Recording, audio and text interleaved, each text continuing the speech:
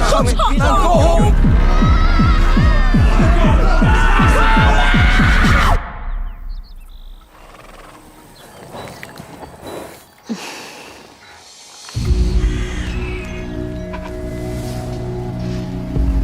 I'm Bird. Who are you? It's none of your business. I don't care about your dream. What do you mean you don't care about my dream?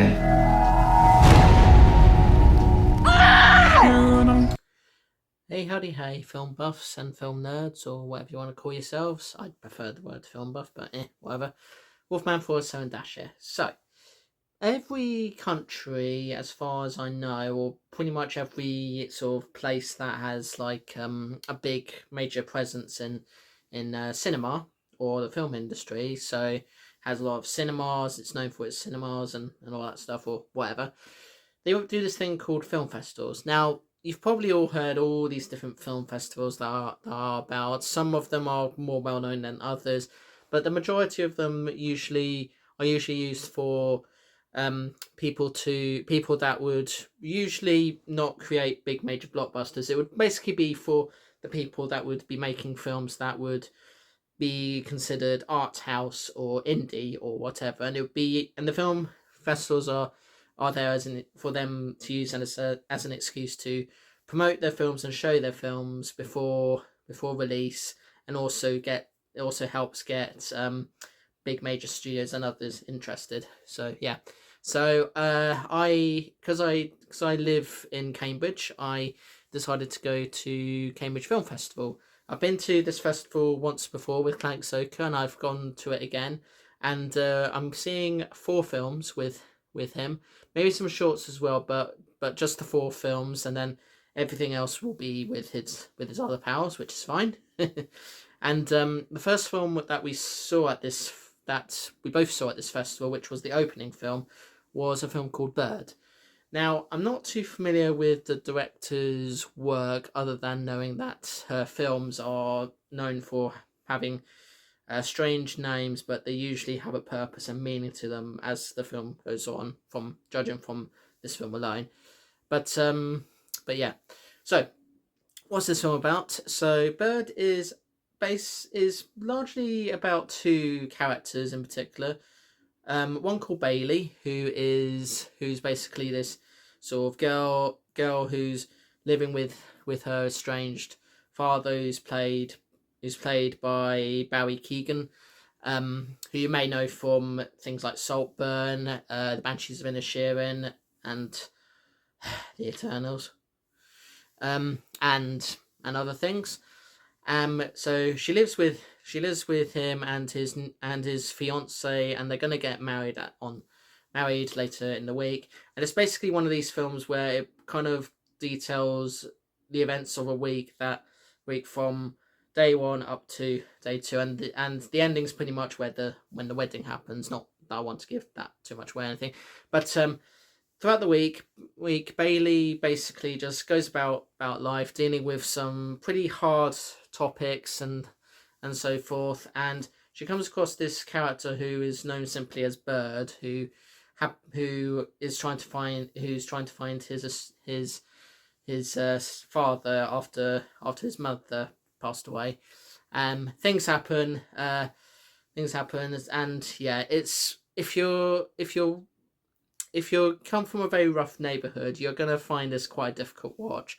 And even though I don't really come from a rough neighborhood, I do have an idea and a sense and a sort of vibe of what it can be like. So, people dealing drugs, people drinking so much, people just having a good time and not really being able to make money to make amends. So I do kind of understand and get it.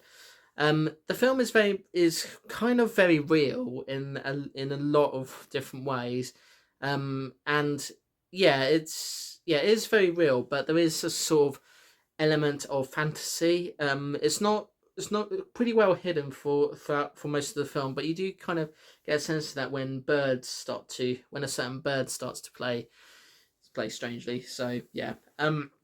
So this film was followed by a Q&A by the editor. It was originally going to be the director herself, but she couldn't make it, so we had the editor instead. And it was quite nice to hear from the editor, because every time I see a film being made, the producers are often well known, the directors are well known, and even though they make some play major parts in the creation of films, it's actually the editor that I feel does the most work, because editing is an art. It's a way to sort of create. They have the main job of creating the film, editing it, making it engaging, making it good for people, making sure that test audiences like it, if filmmakers feel that test audiences are needed for these films, and all this other stuff. And I can definitely say it worked really well. The film is kind of has a shaky cam sort of feel, and also is another one of those films that might have a sense of having a bit of a film grain thing to it, but it's just a minor thing. But anyway, and it's the first movie film that I've seen since The Substance, and we all know what happened with that film. Whoa! So yeah, and I kind of thought this one was good. It tackles some really hard problems. It's very much as British as you can get. Uh, it does have that element of supernatural towards the end, which I won't go into detail too much. And yeah, if it's gonna affect you if you come from a rough background yourself. It's gonna affect you if you like dogs. I won't say any more than that because spoilers. Uh, and it will affect you if you're one of those people that really wants to find your parents or loved ones, only to find that they may or may not want you. Again, spoiler territory. Don't want to reveal too much. Um, so yeah. Um, Even though it's not really meant to be about nostalgia, there is a moment in the film where it does sort of feature sort of a nostalgia moment, because at one point in the film, Bailey brings these children, who I'm going to assume are her step siblings, to the beach, where you see her past the arcade, and you see characters like Pac-Man appear, and all this other stuff. And yeah, it's not very often that you get to see sort of nostalgic things come from a film that's very, very real, and so forth. So yeah, and I'll be honest, it being a difficult watch, I don't think I would want to watch it again, because it did tackle a lot of hard problems. It didn't trigger me too much, but it did sort of make me feel uncomfortable in places. Not so much with unlike The Substance, where it was I was sweating for the whole thing. But yeah, it's a difficult watch. But if you like birds, if you want to relate to someone who's got a rough background and all that stuff, this is the film. This is the film for you. And yeah, I don't know if I've seen any more of this director's other work. I know she did a film called Fish Tank, which the name sounds familiar, and I probably have seen clips of that, and I've not seen any of her other films, or short films for that matter. But yeah, she she is a very interesting filmmaker, judging from this one film I've seen of hers. So yeah, so I'll give Bird a 4 stars, which I think is only right, because it's it's definitely close to being a perfect film, but the issues that it tackles in the film, it does kind of hit hard in places. So yeah. Okay, so that's the end of this review. So three films to come, and hopefully I'll get round to watching some shorts as well. But if not, then that's fine. So yeah. So coming up, I'll be talking about a film starring Amy Adams, and I think there's also a real life drama that I'm also going to be watching with Clank Soka as well. And I forget what the fourth one is, but yeah, three films left to go. So see you in the next part.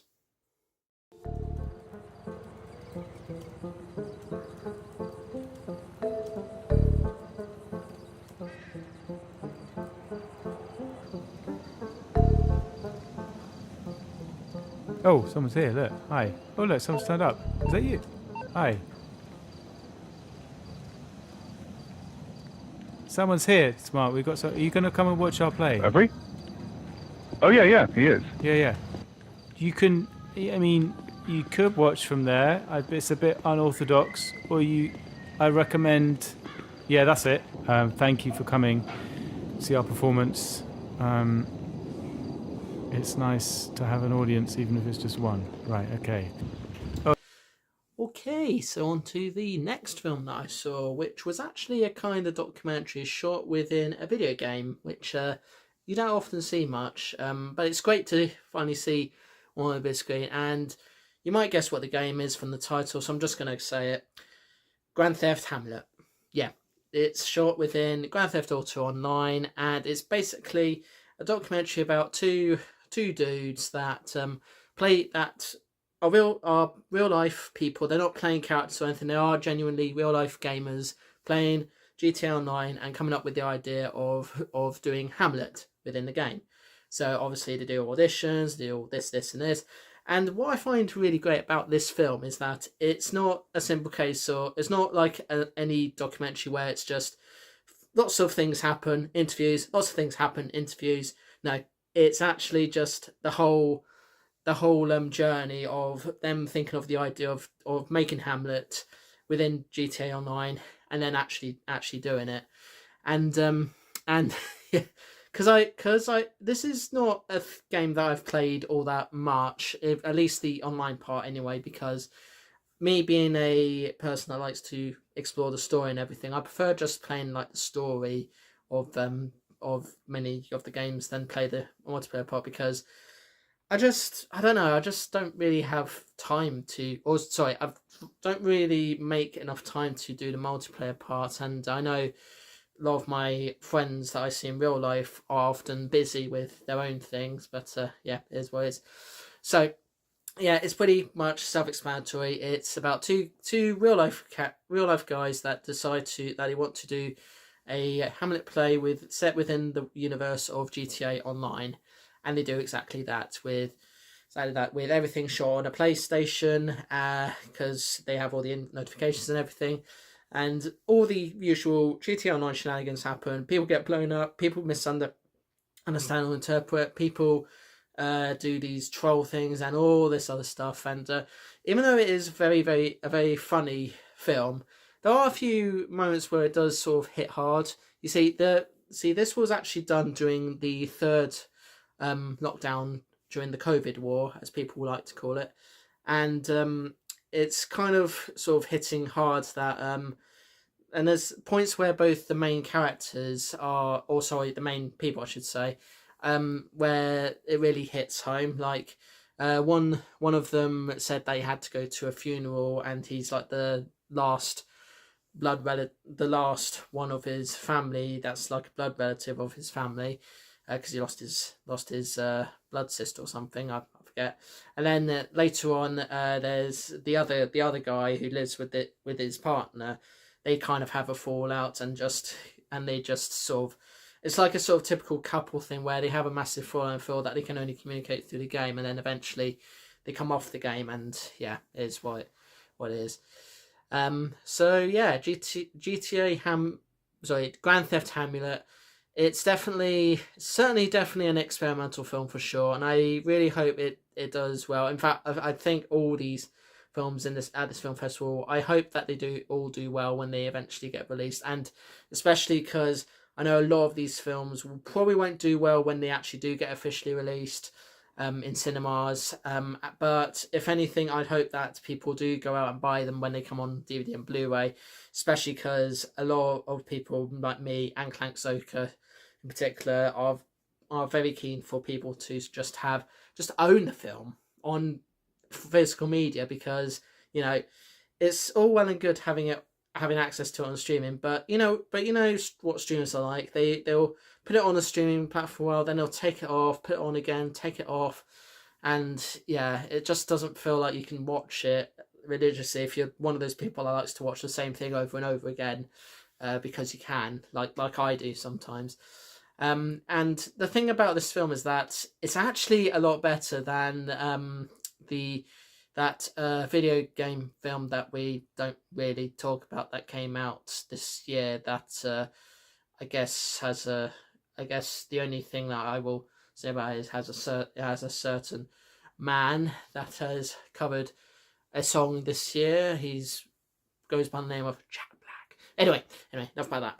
So yeah, Grand Theft Hamlet. If you like Shakespeare, you'll like it. If you like Grand Theft Auto, you'll like it. If you like to see sort of two things that you'd never think would cross over and actually work well together, you'll like it.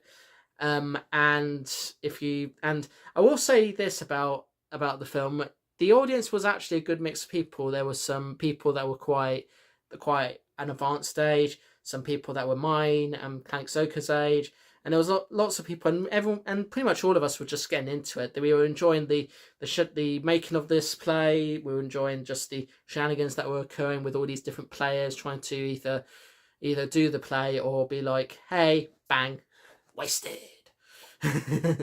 so yeah, it's a really good, really fun. If you just need a laugh, you'll definitely have a laugh with this. I will say, I think most people will probably understand this more or have a better understanding of this more if you've actually played GTA online or pretty much any game similar to GTA. So yeah. So for Grand Theft Hamlet, I'm gonna give this one a full 5 stars because I don't have anything wrong with it, and I do get that there are some things that are not perfect because it is obviously shot within the video game Grand Theft Auto 5, and you can't, and it's basically just relying on all the video game animations and so forth in the game, so you can't exactly expect it to be all accurate and all that. And funny enough, afterwards, it was introduced by the actual 2 main stars of the film, which me and Kank Soka then got to go and meet. And to be honest, it was actually good to meet them because they're just pretty much 2 dudes that you could have a drink with, hang out with, and they're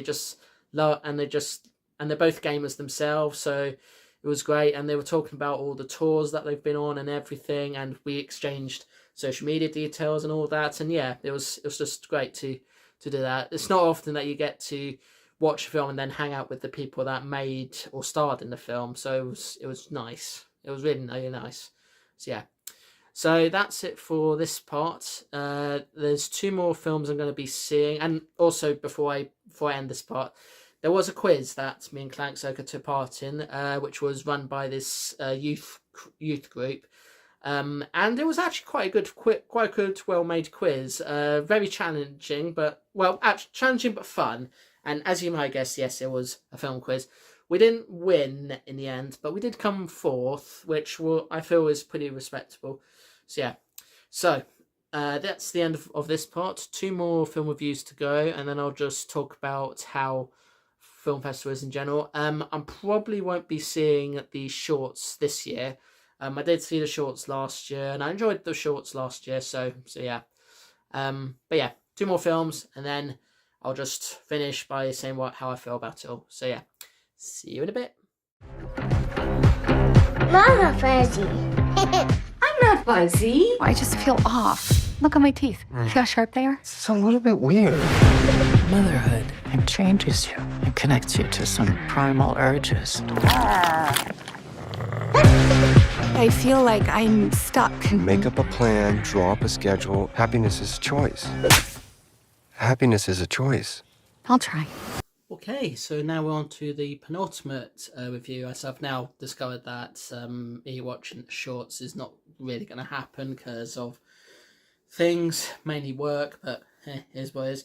So the film we're going to talk about today is the film we're going to talk about in this part is actually on the cover of the programme, and that is a film that I'm just going to say now for the sake of context is called Night Bitch. Now, to clarify, this is the actual name of the film. I'm not calling someone a night bitch or anything like that. This is the actual name of the film. Stars Amy Adams and a few other familiar faces. And to basically sum it up, it's not really that hard to understand it. It's actually quite an easy film to understand. It's about a mother who's looking after her child while her husband / partner or whatever is away at work.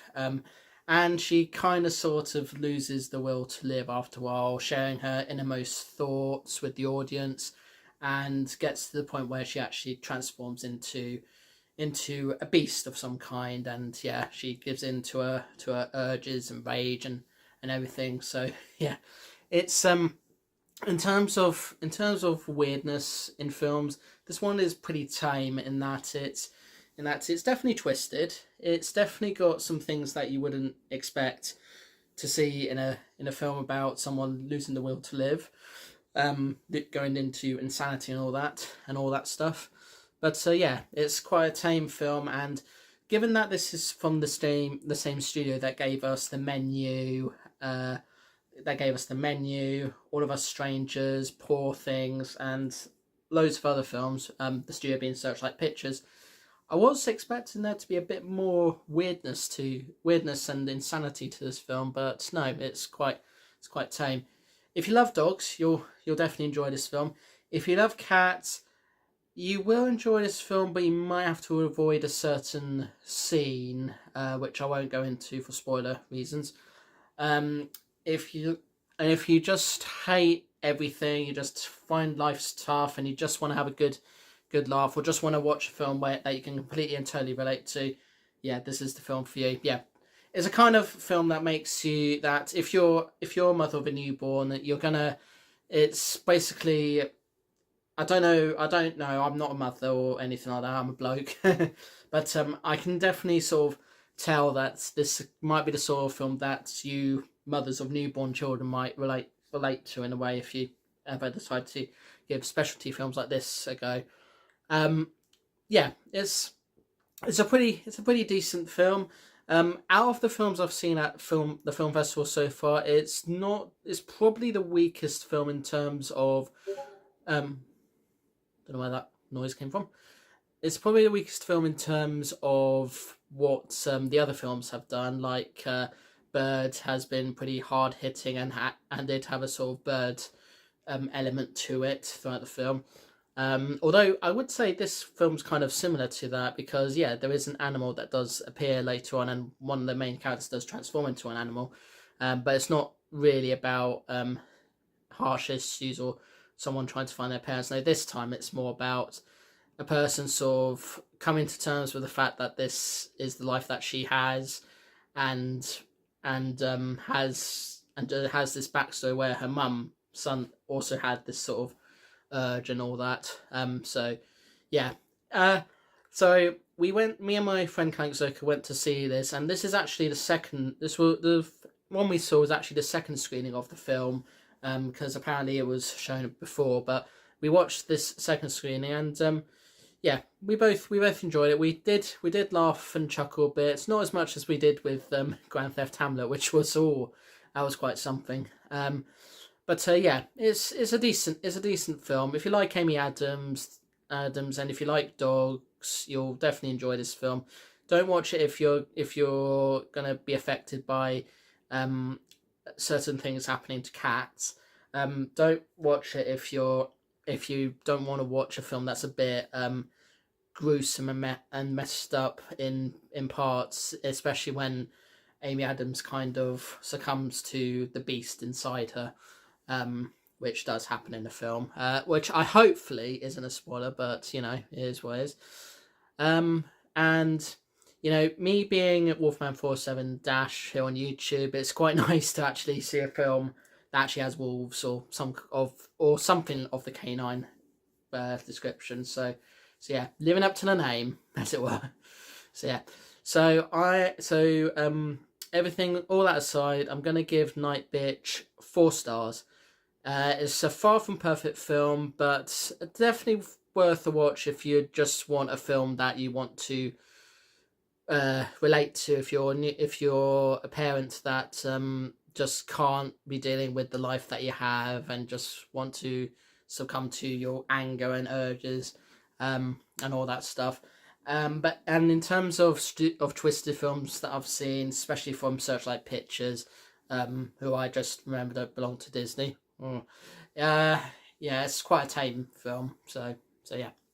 Okay, so that is the end of this review. So got one more film to review, which will be in the next part, and then unless there's anything else I can add about the Cambridge Film Festival, which I probably will in the next part, yeah, I'll call it a day after that. So yeah, See you in the next part. I don't know what more you want me to remember. What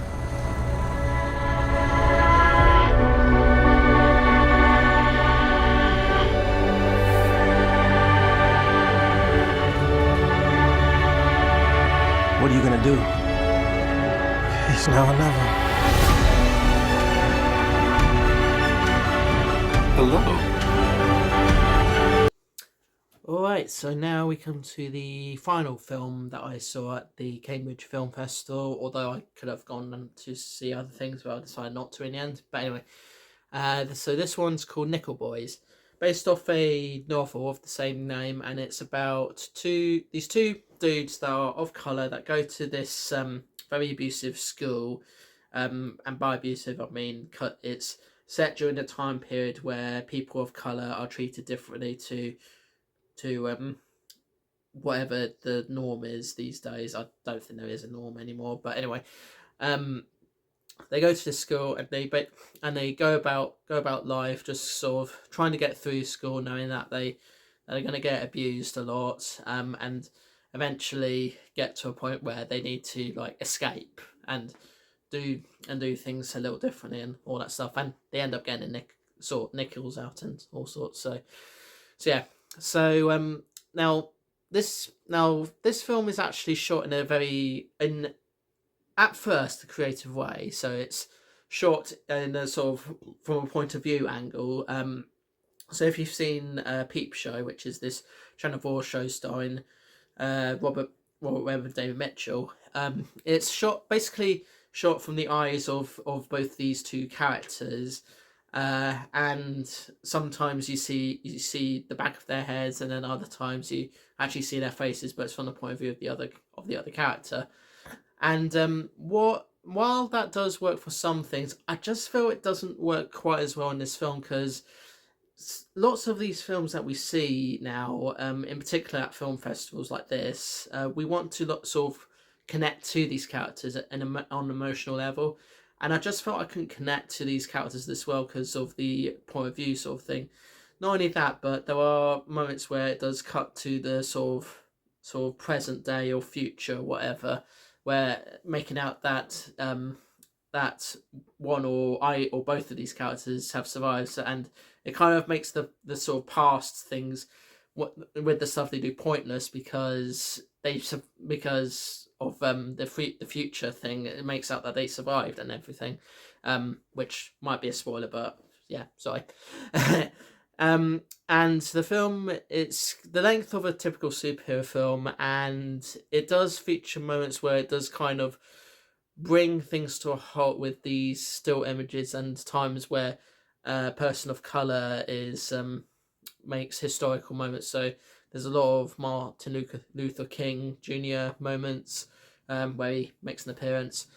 There's also scenes from various old timey-wimey films about dudes of colour, and lots of other things too. It's a very hard-hitting film, and I know a lot of people that have experienced slavery will be very triggered by this kind of film. It's also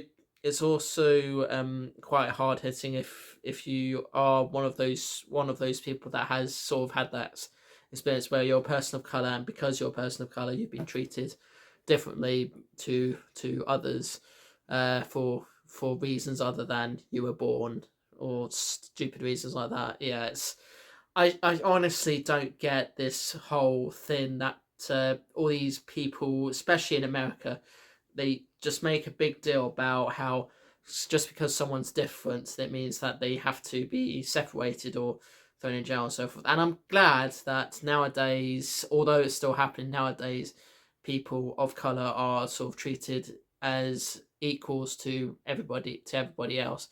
Because there's all these different groups of people, and it's always great when you see these people sort of treated fairly and equally, like no one gets any special treatment because they're this, and this. So yeah, and I kind of felt that sort of vibe from this film, that it was trying to portray a story about these two dudes that were just trying to get about life, but experienced a lot of abuse and problems at the school that they went to. which I believe is based on an actual real school that actually did have abusers, but I don't know. So yeah, it's an interesting film, and but it's not one that I could really connect to. And I'll be honest, me and Klaxoka saw this quite late in the day. It was at 8:30 at night, and by that point I'd been up since 6 in the morning because I was working during the day and had to go to a place for 9 o'clock, so I had to be up quite early. And I know Clank was also up at a similar time, and out of the two of us, he fell asleep at one point, and I did manage to stay awake, but as it was coming towards the end, I was sort of checking the watch because it was dragging on a little bit, but didn't like grind things to a halt in the way Joker 2 did, in which it was just another musical number which takes up too much time. No, the still images and the sort of footage of things actually do serve a purpose in the film, and they're not just there for the sake of filling up the time. They are actually there to serve a purpose in the film, because it's trying to portray injustice to people of colour. And I like films like that. They portray a very powerful message. It's just the shame that the point of view way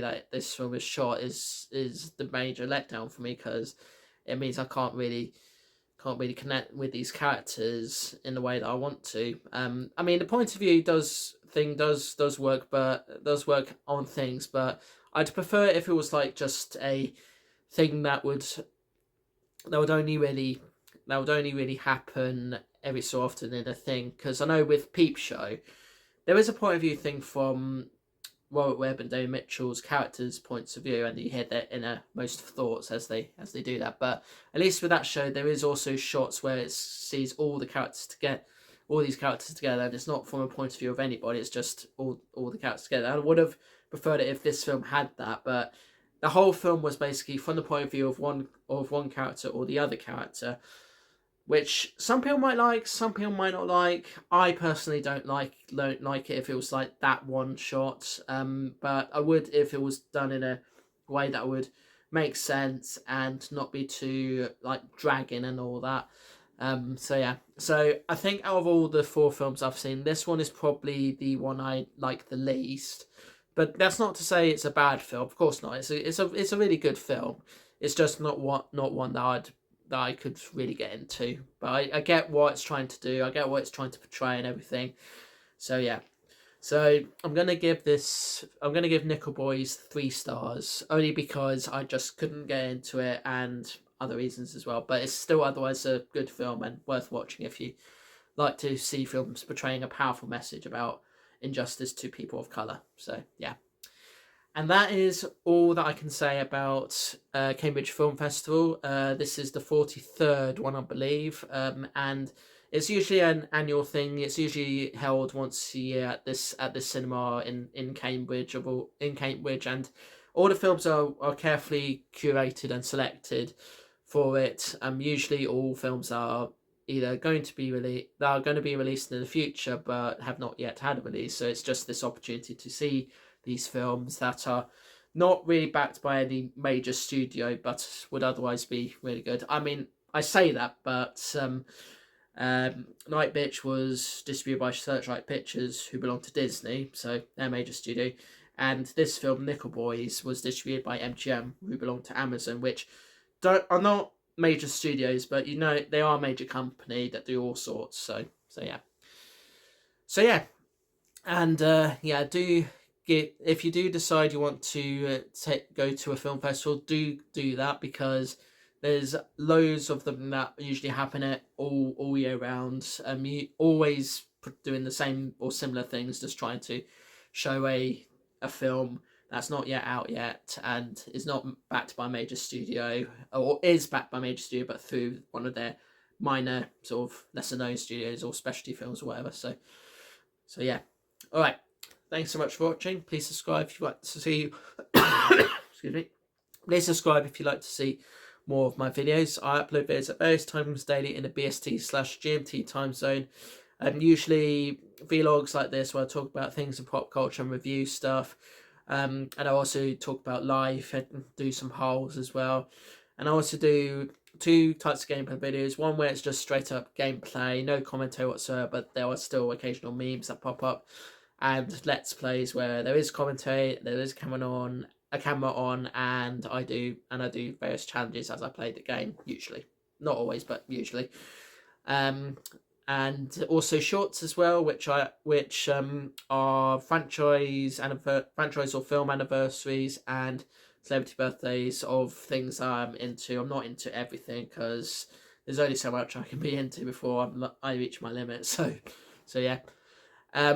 And if you like the video, hit the like button. If you want to share with your pals, do so. If you want to leave a comment, do so. See you in the next one. Peace to you all. And remember, if you think you're a bird, do not fly off a major building. If you want to play GTA Online and want to do a play, do so knowing full well that you probably are going to get blown up at one point or another. If you feel like you're losing the will to live and losing your sanity, do get help, because otherwise you'll probably succumb to becoming this sort of mad person that does things at night. And don't go to an abusive school.